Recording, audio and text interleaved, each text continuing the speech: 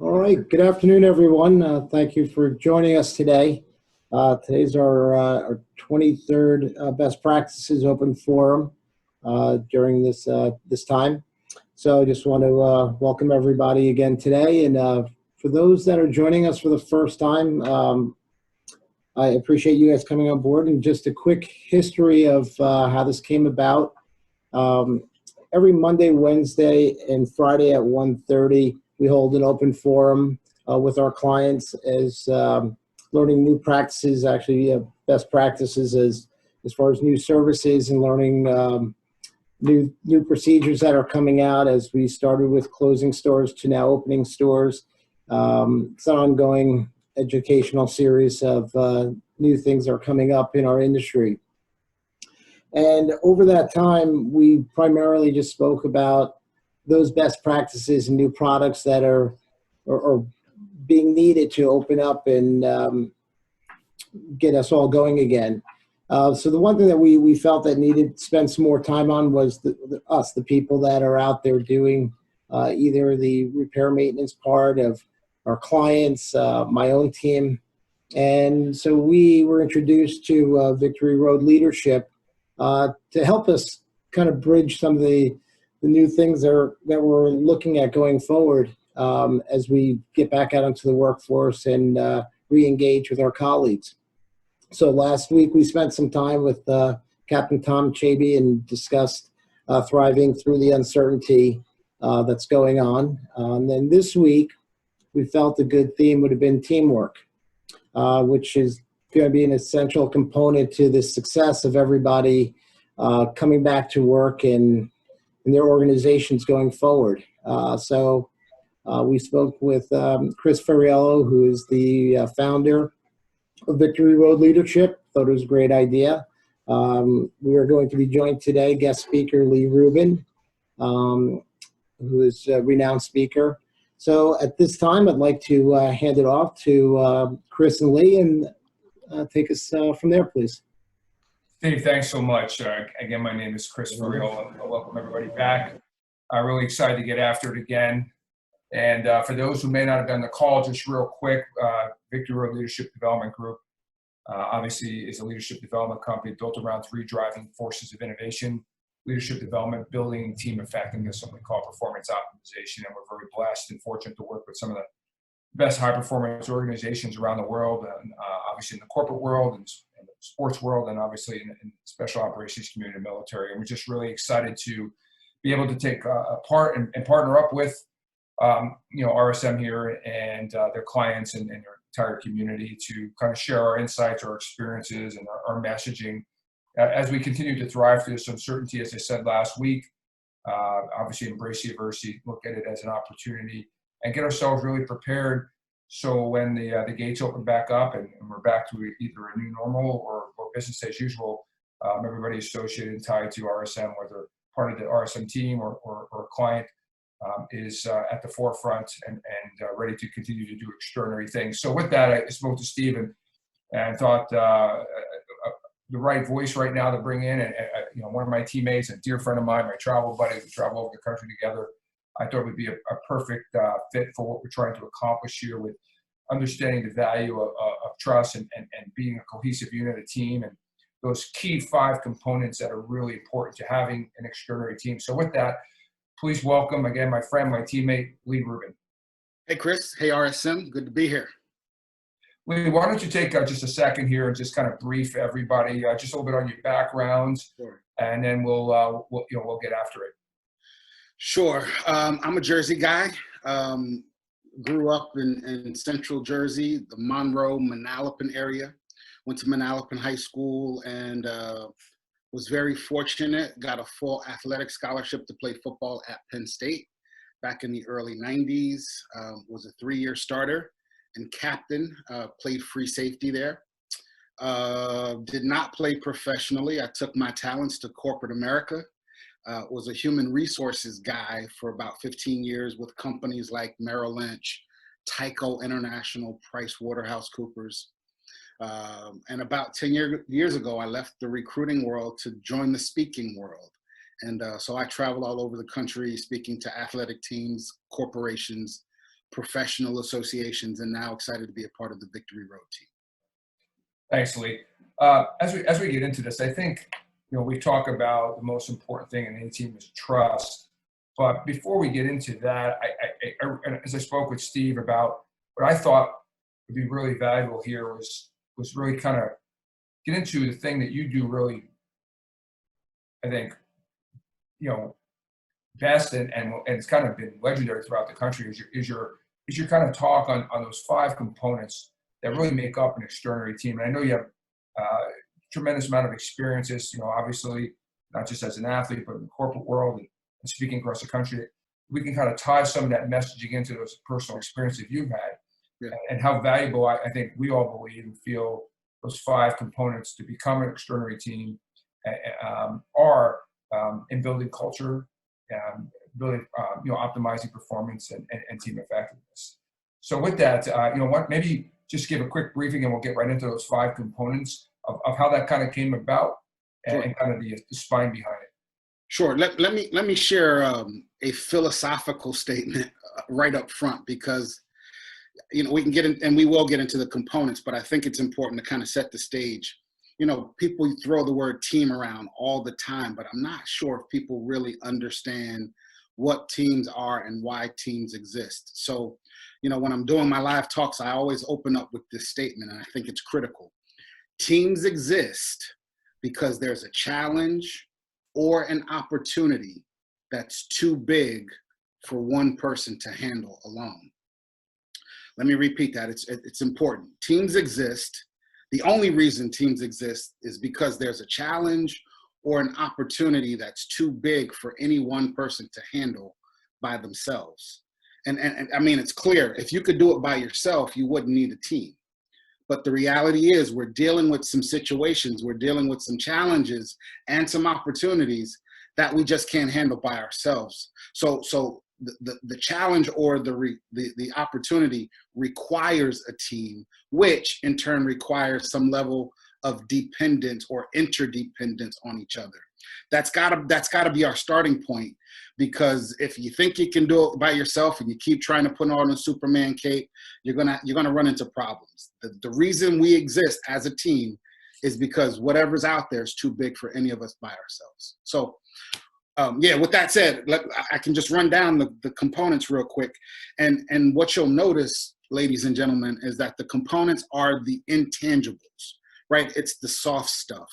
Too many times we focus on the hard skills, but that's just what individuals bring to the table. A collection of individuals doesn't make up. So I call these the connective tissue that strengthen the team. So I've got 5 components. I make them really easy to remember. They all start with the letter C. The first one is extraordinary teams are comprised of competitors.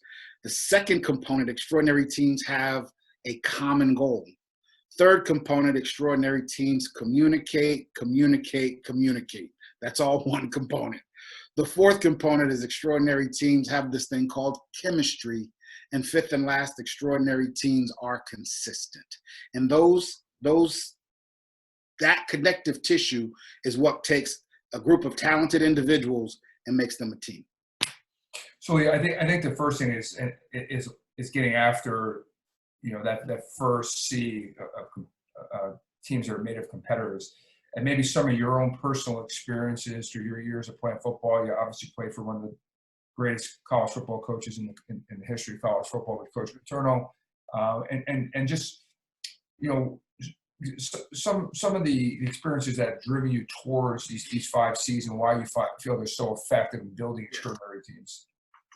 Well, so when I talk about being a competitor, I'm talking about people who are passionate about what they do, and they care enough about success that they're willing to take the necessary actions. And so you may have people who care, but if you don't really care enough to take action, I'm not sure I can really call you a competitor. And I had a life-changing moment. I think it was my junior year at Penn State. We were playing BYU. They had a Heisman Trophy winner at quarterback, a guy named Ty Detmer, for you football nostalgians. Well, there was a big play late in the game, and I made a big play, right? So I knocked the ball down, stopped the drive, we finish and win the game. And so if there's anything that's as cool as making a big play in front of 95,000 people, the only thing that could be close to that is actually watching a game film with your peers the following day, right? And getting an attaboy or, you know, some love in front of your teammates or your peers. So interestingly enough, the coach, my defensive back coach at that point was Greg Schiano, who's, again, the Rutgers football head coach. So, Greg, we're in the film room, and the play's about to come up, and I think I'm going to get some love for my game-changing play. And he says, "Hey, Lee, yeah, coach, why didn't you intercept the ball?" Because I had only knocked it down.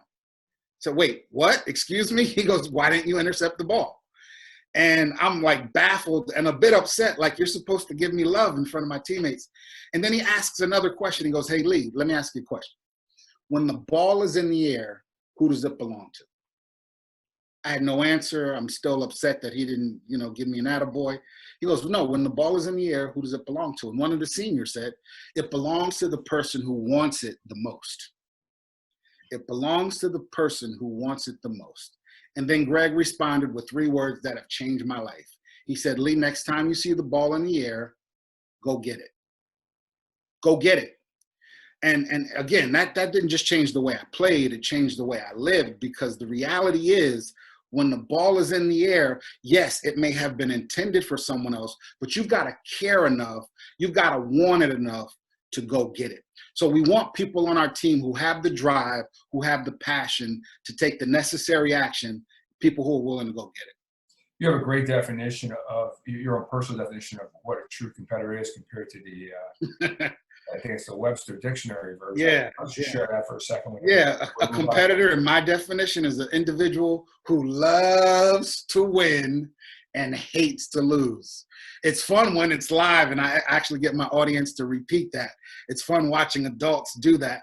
But yeah, it's silly, but the whole point is there's got to be some passion. You've got to care about what you do. Winning and losing have to bother you. As we get into that next key component to really building extraordinary teams is I think the driving force is the common goal. Yeah. Talk to us about that. Yeah, I think it's easy to say that we're all on the same page, that everyone on the team is driving and using their talents and their experience and their passion all to complete the same thing. And everyone on the team's driving to hit the same bullseye. And you know, you hear about people having their goals and their vision posted on the wall, and yeah, we communicate it, but in reality, it's tough to really execute, because there's always someone on the team who's looking out for themselves, right? Like they're more concerned about what's good for them instead of what's good for the team. And so I've just concluded, or I've observed, that the only way to achieve a common goal is everyone on the team at some level is going to have to make a sacrifice. Each one of us is going to have to give up something that we want or may benefit us individually, but it might not be what's best for the team. So, you know, I've learned quickly that when we join a team, we're joining because the team can do more than we can do by ourselves. But in that, we're going to have to make some sacrifices.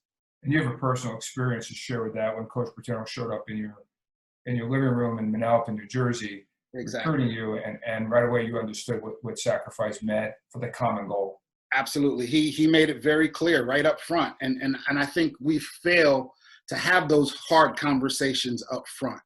You know, he told me, "Hey, Lee, if you come to Penn State, you're going to get a quality education. You're going to play great football. You're going to play in front of, you know, national television." And, you know, he's pitching, but in the same conversation, he goes, "You know, we've watched you on film," because in high school, I was an option quarterback. I was a running quarterback, didn't throw the ball at all. And he goes, "We've watched you on film, and we know you play quarterback in high school, but if you come to Penn State, your quarterbacking days are over." right? You're, no more scoring the touchdowns, no more with your name in the paper. We're going to need you to make a sacrifice. We think you're better on defense. We think you can help us in a defensive backfield, where no one gets headlines and no one gets interviews after the game, for the most part. But it was amazing that right up front, in his introduction and in his pitching me to be a part of a team, he also said, I need you to understand, with being a part of a team comes making the sacrifice. And that's critical. I think sometimes when we're building our relationships, during those introductory conversations, it's important that we understand, hey, you may not get everything you want, but we're going to do something together that neither one of us could ever do by ourselves.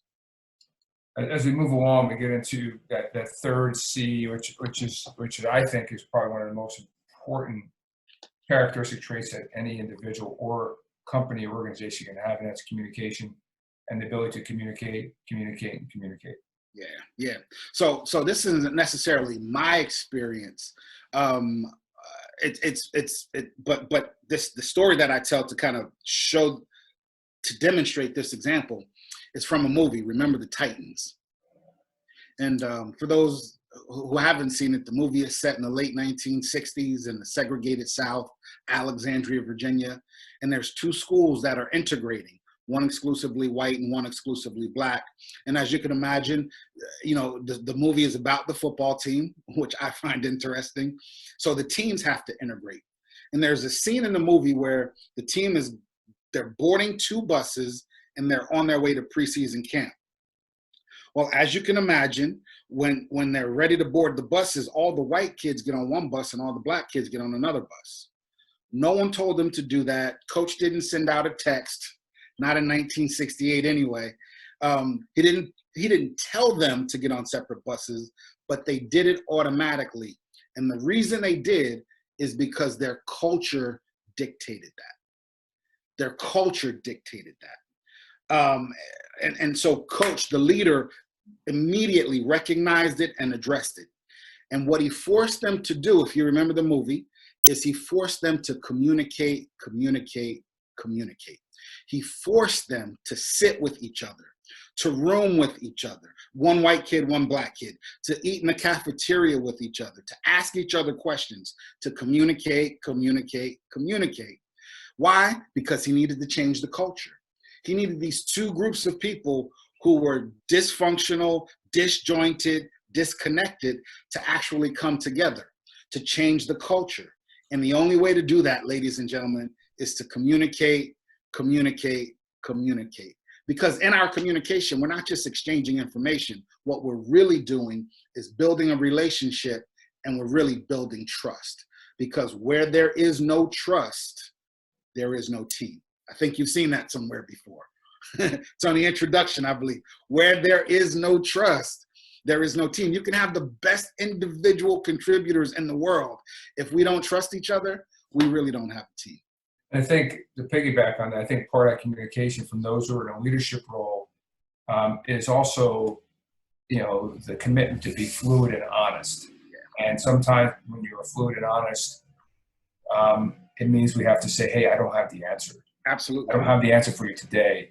And I think we see it in all our clients that we work with, that seems to be sometimes the biggest hurdle, because it's natural human instinct to shelter our people because we don't want to leave them with no answer. But the best leaders are the ones that are willing to admit they don't have, obviously an answer. And as well, there's the old saying that those who are in a leadership role, when it comes to communication, those who don't listen are soon surrounded by those who don't have anything to say. Absolutely. So I think that's really super important when it comes to the whole communication. And to piggyback off that, Chris, I think in leadership, we think communication is defined by our ability to give information, right? To articulate well. That's only half of it. The other half is to listen, right? To make sure we're closing the loop so that everyone is on the same page, and to hear the perspectives of your teammates, because that's the only way we're going to build trust. Your people, your teammates want to feel valued, appreciated, heard. We talk about psychological safety. They want to be in an environment and a culture where they feel that their voice matters. So it's not just how well you communicate, it's how often, how frequently, and how well you listen. Yeah, I mean, I think, and as we move on to the next important C in that, you know, the infrastructure, the 5 components of an extraordinary team. I think I want to leave with from a leader's perspective in building trust. I think that, you know, we have to show, model vulnerability. Again, as you talked about, communicate the intent behind our actions. We're going to get into the last one later on, but be consistent. Yeah. And we're always trying to make our teammates and our team look brilliant. So that's vital. As we get into the next one, Liam, which is chemistry, which is probably my favorite, because just what chemistry means. You know, talk about chemistry and what that meant in your life, and you have a great story behind chemistry, and probably your first real experience. So what developing chemistry means to a team, and that was probably when you first arrived at Penn State on campus and went through your first training camp. Yeah, so chemistry is about bonds. It's not about the individual elements. It's about how well those elements bond. And I went and I talked to my local science teacher at the local high school because I wanted to make sure I kind of nailed this idea fundamentally. And I asked her about chemistry, and she said, it's about how atoms and elements act and react with each other. It's about how well they bond. And she goes, there's 2 types of bonds, ionic and covalent, the sharing or the exchange of electrons, which, you know, it's amazing I even remembered that stuff. But here's what she said that was critical. She said, Lee, most bonds are formed under heat and pressure. The bonds are actually formed under heat and pressure. And Chris, when she told me that, it triggered a memory of preseason camp my freshman year. And to keep it short, I get to camp and I think I'm going to be a freshman contributor, a freshman phenom, really. And within a few days, I hated football, right? It was brutal because Coach Paterno, as a part of camp, as a condition of camp, manufactured heat and pressure. Clearly the most difficult thing I've ever experienced athletically. It was brutal. It was brutal. And we get to the end of camp and he goes, I made it tough on purpose. And I'm thinking, okay, this guy's off his rocker, right? Why would you take 130 elite athletes and try to kill us and call that coaching? And he explained why. He goes, I needed to find your breaking point because I needed to find out who I could trust in the 4th quarter of a tough football game. It's not the biggest, fastest, strongest. It's the person who has the mental toughness to handle the heat and pressure. And here's what I've learned, Chris, is the bonds that were formed, the connections that were formed, the relationships that have lasted from then until now. It wasn't the most talented people. It was the people who were able together collectively to endure the heat and pressure. There's something about shared discomfort and shared suffering that brings us together if we have the maturity to allow it to bring us together and not point fingers, not play the blame game, not throw each other under the bus, but understand that we're in this together because none of us can handle this by ourselves. And that was a tremendous lesson because when things get tough, I look for an opportunity to connect or to bond with my teammates. Yeah, and talking about mental toughness, and you say it all the time, mental toughness is the ability to do your job despite how you feel. And that was a perfect example of what Coach Paterno did is put you in an environment where it was miserable, it was uncomfortable, but you need to still do your job day in and day out. And I think that translates so well to what we do every day in our lives as out in the work world, at home with our families, and it's vital. Yeah, I was just going to say, in doing that, he weeded out some more talented people, but who weren't mentally tough enough to do the job, right? And to the RSM family, right? Like it's not about just, you know, a list of credentials, right? Do we have the mental toughness? And we'll talk about consistency in a second, but to do it day in, day out, despite how we feel. You know, we're in a tough environment, and I'm empathetic about that. I'm sensitive to that. I recognize and acknowledge and validate how we feel. But if we get stuck in how we feel and never execute, we're going to be in trouble. So difficult times force us to come together or fall apart. And I think last, before we move on to the last C, being consistent, is the chemistry, there's adversity that builds that chemistry. And, I think before you can lead others, you have to understand how to lead yourselves. And before you can lead yourself, you have to really know who you are. And that goes back to, again, something else you say all the time is adversity introduces a man to himself. Yep. And I think that's why that chemistry is so important to understand not only who we are, but again, as you mentioned, to build those bonds with each other, to attack the common goal. Yeah. And I think that's vital. So with that, the last component, as you mentioned, is consistency. Talk to me about that. We as a team, we don't need people who are phenomenal periodically, right? We don't need human highlight films. What we need are consistent contributors who are able to function every day. And so I think too many people are trying to be phenomenal, to shine every day or to kind of, to blow up, so to speak, periodically, where extraordinary teams, they're consistent. They have a machine-like consistency, and that comes through repetition. It comes through the things that we practice, which, if you can't, see the direct ties to athletics, you're missing something, right? The reason you do those drills and you do those plays over and over and over and over again is so that you're not just trying to waste time. What you're trying to do is build a machine-like consistency. And so I think in the things that we practice and the things that we do, there needs to be a mindset that I'm not doing this just to get it done. What I'm doing is building the muscle memory so that there's a machine-like consistency that's developed. And so how we approach what we do is critical. We can't just go into it trying to just get it done. We've got to go into it with a mindset that we're building a machine-like consistency. Here's what I've learned, Chris. People will do business with you once if you're good. But people will keep coming back and they'll refer others to you when you're consistent. And so we've got to not just be good, we've got to build a mindset and a philosophy of consistency. I want to share one more thing before we open up to questions and turn it back over to Steve and Rush, is the whole Project Aristotle by Google. What creates the most effective teams? And as we close out your 5 C's, just some items I think that are really important and understand what does create most effective teams. And this is a study that's been going on for a couple of years, but when it kind of came up with this list, number one is that psychological safety. Team members feel safe to take those risks and be vulnerable in front of each other. And there's a lot of leaders on this call that are and they're not only part of RSM, but the community, the family, who are clients running their own business. And that's number one, psychological safety. What can we do to make our team members feel safe and take risks and be vulnerable in front of each other? The second thing is dependability. I think that's really important. And team members get things done on time, okay?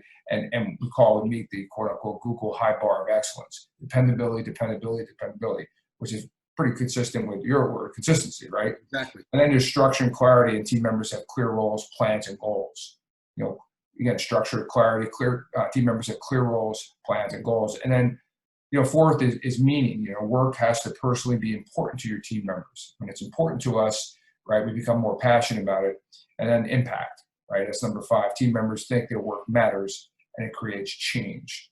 And I think those things are really vital as we close out the 5 components of extraordinary teams that are necessary, especially from a leadership perspective, on what creates most effective teams. Yeah. So okay. Yeah, I should have said this up front. These components, these principles don't just apply at work. With us being locked at home with our families, many of us, these principles are true for any team. And you're finding out your family's a team. And if they're not functioning as a team, you can take these ideas home and practice them, because I found these to be true across the board, whether you're talking a sports team, a corporation, a family, a faith community. It doesn't matter. A team is a team is a team. So Lee, I really appreciate your insight and sharing that with the folks at RSM and their clients and their family. I'm going to turn it over to Steve and Rush for any questions they may have. And if anybody wants to pop on, they can ask questions. I know Rush is going to field those questions on the Q&A box there. So, but again, man, thanks so much. And always, every time I get to do this with you, it just puts a smile on my face. Super exciting. It's a pleasure. Thanks, Chris. So thank you, Lee. Thank you, Chris. We want to take questions from all of our participants. You can feel free to use the Q&A box that is at the bottom of your screen. You can also email to our SME hotline email address, and that is smehotline@rsm365.com. We do have a couple of questions that came in via email directly to me from some of our teammates, so I'll start with these. And the first one, we're going through a time of a lot of change and stress for people. There's a lot of people who are struggling because of obviously everything that both socially, family-wise, and work-wise is different. So what are your recommendations to help others on your team that you know are really good but really struggling right now? How do you help that teammate who's in the game with you but is struggling? Lee, I'm going to turn this to you. I want you to jump on this, but I think this falls in line with your three kind of pillars that you feel are vital, especially in moments of like we're all facing now, which is, obviously to learn, right, to grow and to serve. Yeah. And I think this falls right into that serve pillar there. Yeah. So I think in this situation that we have, which is unprecedented, it's new to all of us, that we have a great opportunity to learn about ourselves, to grow, to strengthen some areas, and to serve, to reach out to others.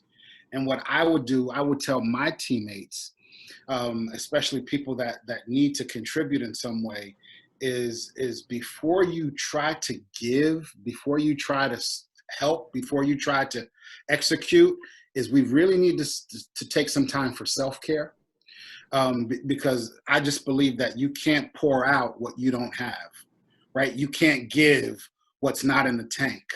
And so whether it's, waking up a little earlier and doing your exercises or your meditation or your yoga or making adjustments to your diet, whatever it is, we've got to take care of ourselves. Chris and I talked about us flying a lot, and every time we get on the plane, the announcer gets on and says, a few things, safety measures, and they talk about if the cabin loses oxygen, masks will fall, and they tell you how to put the mask on. But they say something interesting.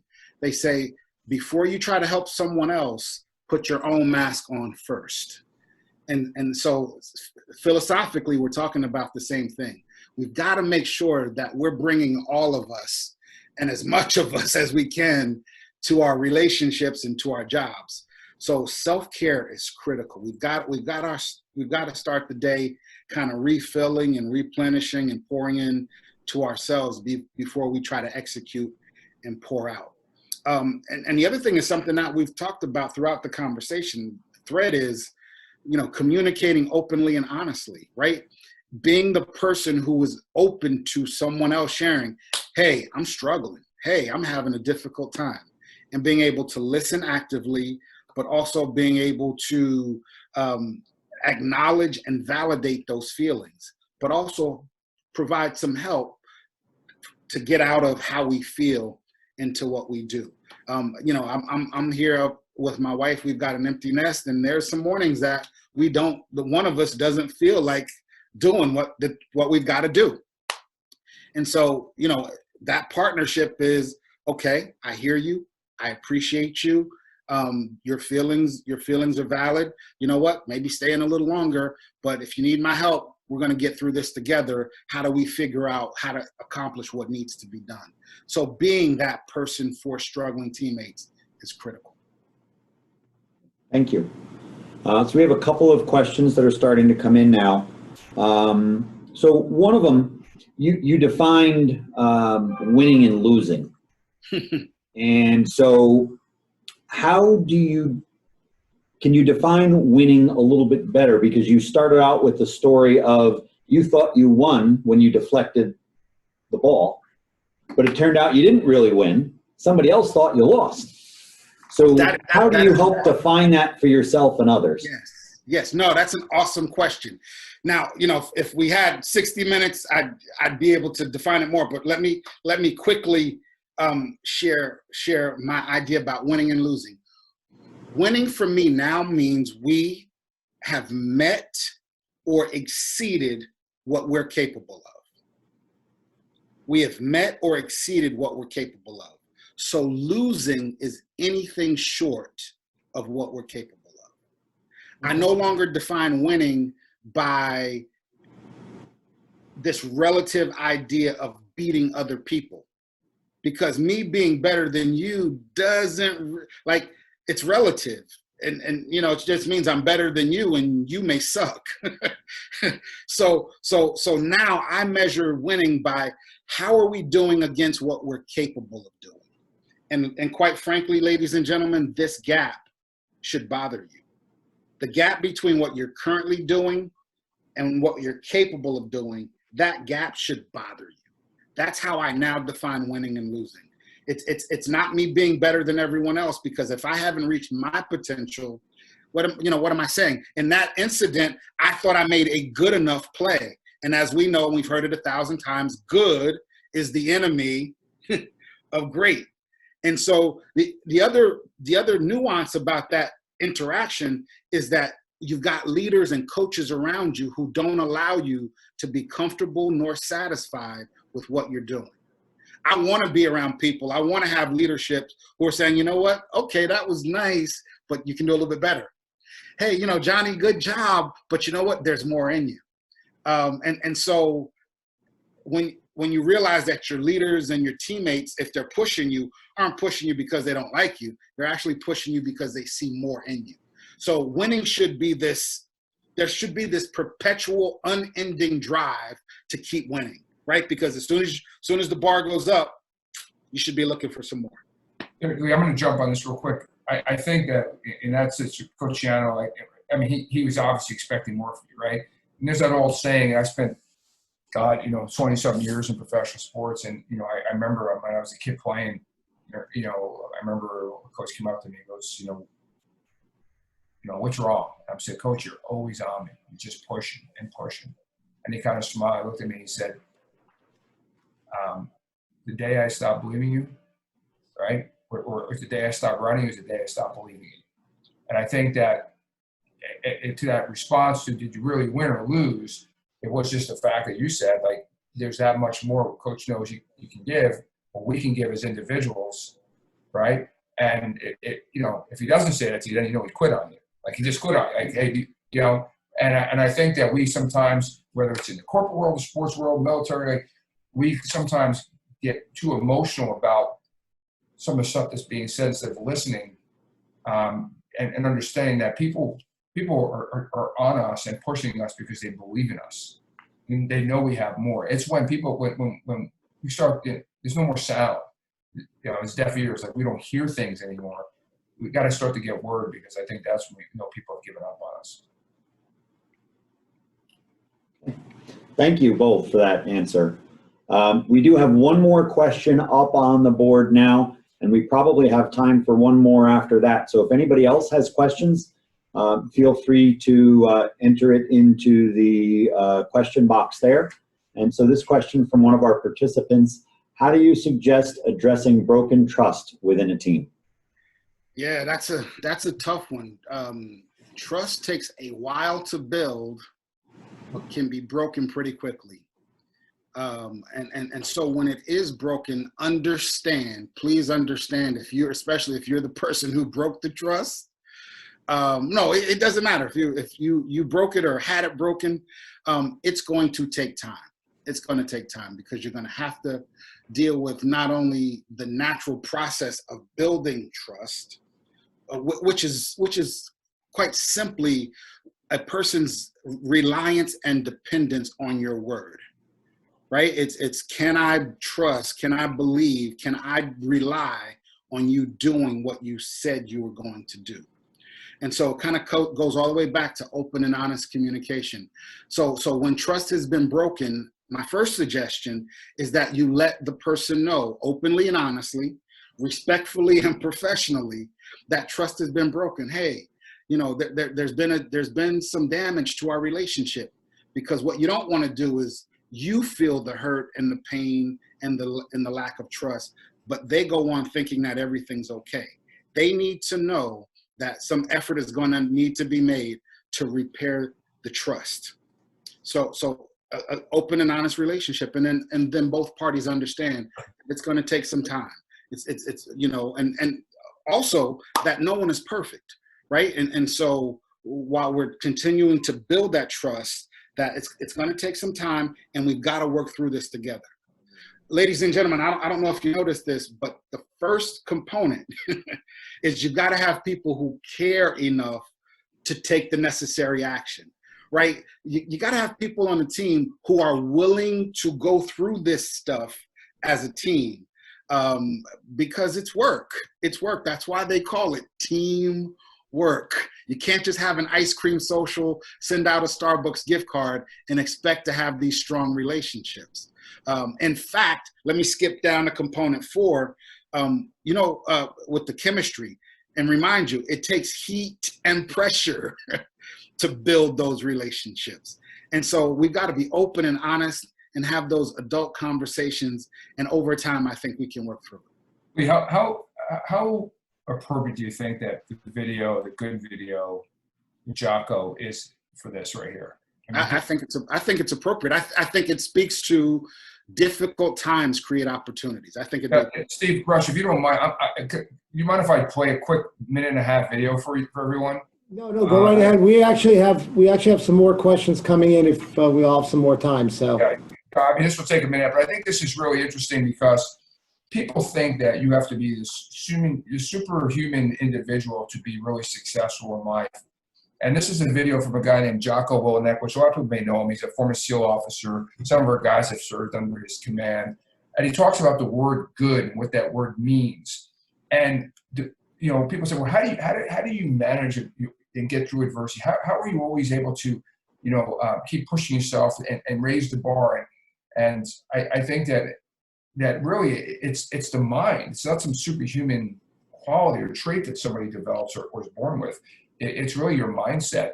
And this is a pretty intense video, but I think it's awesome. That's why I asked Lee, if you feel it fits in what we're doing here. But I'm going to play this for you right now. So I'm going to share the screen if you don't mind.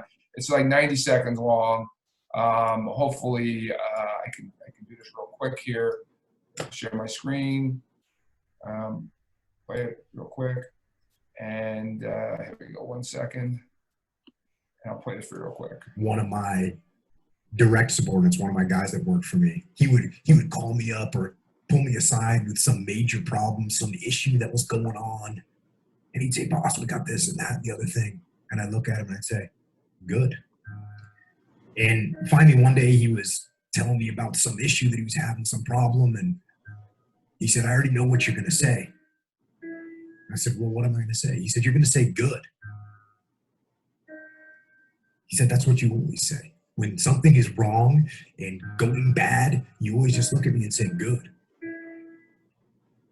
And I said, well, yeah, when things are going bad, there's going to be some good that's going to come from it. Didn't get the new high-speed gear we wanted? Good. Didn't get promoted? Good. We're time to get better. Oh, mission got canceled? Good. We can focus on it. Didn't get funded. Didn't get the job you wanted. Got injured. Sprained my ankle. Got tapped out. Good. Got beat. Good. Unexpected problems. Good. we have the opportunity to figure out a solution. That's it. When things are going bad, don't get all bummed out, don't get startled, don't get frustrated. If you can say the word good, guess what? It means you're still alive. It means you're still breathing. And if you're still breathing, well, now you still got some fight left in you. So get up, dust off, reload, recalibrate, re-engage, and go out on the attack. I wanted to share that, Lee. I know you're a fan of that video only because and we'll get onto these last questions. I just think this doesn't require a superhuman quality to respond like this. I think it just is a shift of mindset. It's similar to, we have a teammate, Travis Thomas, that talks about yes and. Yes, this is the situation, and this is how we're going to respond. And I think that's, I wanted to share it real quickly. I don't know if you want to jump on that for 1 second. No, I think you're right. I think it comes down to a mindset. I think all of the answer to every question that I see here is a mindset, and it's a mindset of putting the team and the other members of the team in front of what's best for you as an individual. That's what makes extraordinary teams. And then when things do get tough, we figure out a way to get it done together. We're adults. We're intelligent human beings. You know, as long as we have the team first, we're willing to make sacrifices. We're willing to communicate openly and honestly. We're willing to put in the work when things get tough. We're willing to have the discipline to be consistent. There's no reason we can't be extraordinary. Okay. We have another question from a participant. How would you deal with a coworker who monopolizes your meetings and is unable to contribute ideas for the team to win in the end? I sound like a broken record. Open and honest communication. I would have a conversation with that coworker. I would have it privately because, again, the intent is not to embarrass the coworker. The intent is not to shut the coworker up. The intent is to have more effective and productive meetings, which is bigger than what I feel. It's not about what's best for me. It's what's best for the team. And have those conversations. And Chris shared an interesting quote. I don't know if there's a creative way to share it with your coworker, but leaders or coworkers or team members who don't listen are soon surrounded by people who have nothing to say, right? They just tune them out. They just kind of yes them to death until they shut up.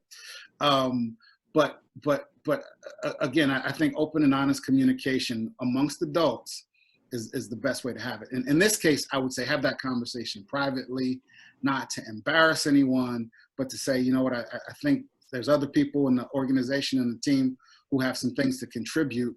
I think it would be wise for us to hear other people out. A nice way of saying be quiet. There's the hot wash concept which JB talks about. And I know you do it in the military a lot, where the best teams, organizations, companies have this hot wash concept where, hey, if we're going to have an honest conversation, we sit down behind closed doors. I take off my stripes. You take off your stripes, and we're on the same level playing field, and we're just going to have an honest, real conversation.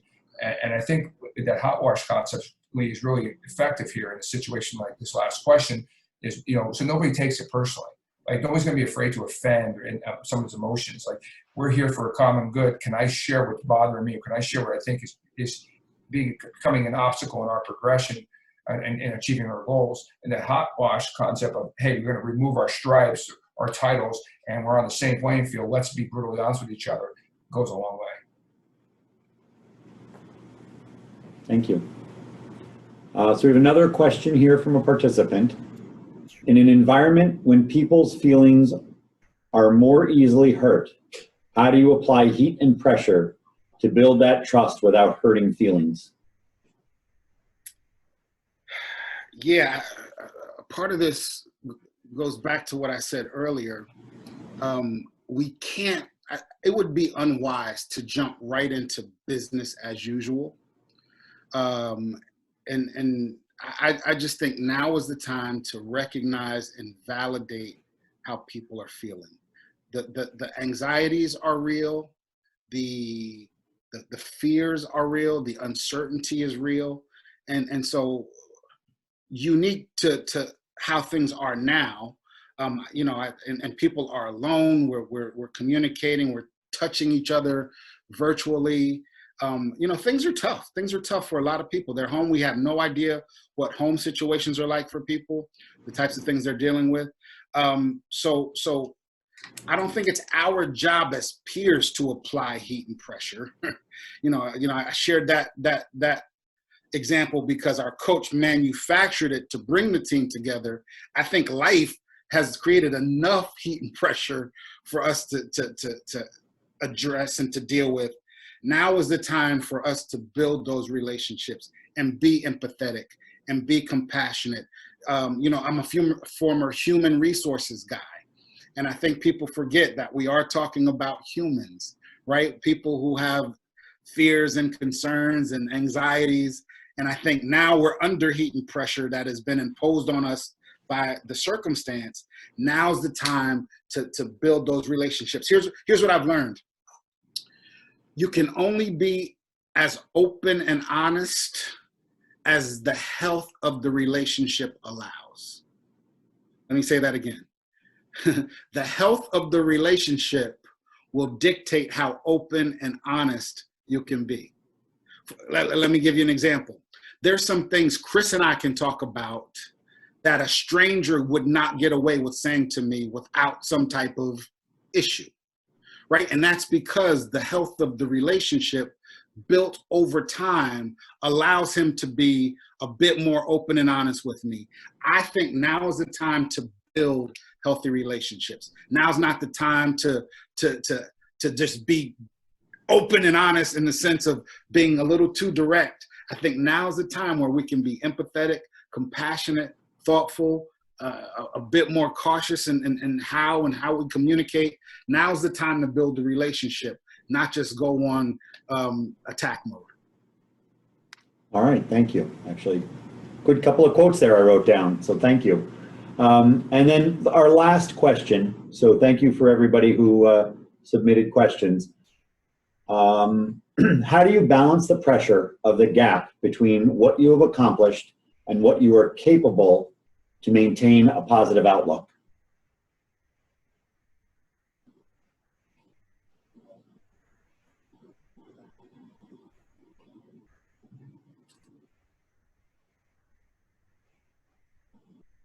Okay.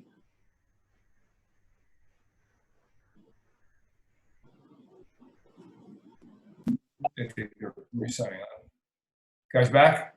Back. We Okay. are a little internet problem here, so sorry about that. Do we have that question up? So we have in the world of everybody working from home and on the internet. So I can repeat that question for you. Please. How do you balance the pressure of the gap between what you have accomplished and what you are capable of to maintain a positive outlook? I'm trying to remember, I think it was Winston Churchill. He said, success is moving from failure to failure with no loss of enthusiasm. And so Chris and I talk about this all the time. Closing that gap means we're pushing, we're trying something new, we're escaping our comfort zone, which means we're going to have some failures. We're going to mess up sometimes. We're going to come short sometimes. That's what it means to actually push and stretch and try. And so understanding that we need people to take risks, we need people to try, we need people to stretch. And with that comes a higher percentage of failure. What winning means, at least in that quote, is, okay, I keep trying, and I may keep failing, but I keep getting up without any loss of this. And so, it kind of redefines failure. Chris uses the term failing forward, where I keep trying, but the intent is to close that gap. The intent is to reach a new plateau, to reach a new height. And then when you reach that, you don't get comfortable there. You start failing all over again without any loss of enthusiasm, because you understand that's the only way we're going to keep climbing and hitting the next rung on the ladder. And we're growing that way, right? We're growing by failing forward. I'm going to wrap up with this quote, and it actually comes from Coach Harbaugh. Maybe he stole from somebody else. Coach Harbaugh. You're not allowed to quote Coach Harbaugh here. He first mentioned football, but he says, you know, why just be good when you were sent here to be great? And I think that's the difference between achieving those accomplishments, but still feeling the pressure to close the gap on greatness. And, you know, we can be good at what we do, but we're really sent here. We're all sent here to be great. And I think we turn it and we take that pressure and just keep turning it around as a challenge and be excited to attack the day and attack the challenge. Thank you both very much. We appreciate your perspective and all the insights you've brought forward. Got a couple of pages of great quotes here, so thank you very much. I hope all of our participants enjoyed it as well. We thank you all for joining us today also. This session is part of our Best Practices Forum, and we do hold these Mondays, Wednesdays, and Fridays at 1:30. So we invite you to join us any or all of those days each week as we share challenges as a community and talk about solutions and best practices. It's all about getting through this together and coming out the other end stronger as a community. Next week, we do have an industrial hygienist coming back, kind of moving away from the people side back to the technical side to talk about sanitizing and disinfection and the infection control plans, back to the realities of getting our locations and offices open again. So we invite you to join us next week for that. We appreciate all your time today and wish everybody a great weekend. Just one thing before we do leave, though. One common word that we've been talking about for several weeks now, Lee, you brought it up a couple times. We have a great opportunity here, and with teamwork and creating these extraordinary teams, we have an opportunity to reset, and taking a lot of what Lee and Chris have talked about over the last hour, I think we can apply this to going forward as we all re-engage with our, in some cases, our new teams. So I hope everybody, can take something from this this hour. And again, Chris, Lee, thank you very much. Really appreciate the time. I think a lot of value add today. So again, everybody out there, please be safe, and we hope to see you during our next week of open conference calls and forums. Okay, thank you, guys. Thank you. Thanks, guys. Thank you.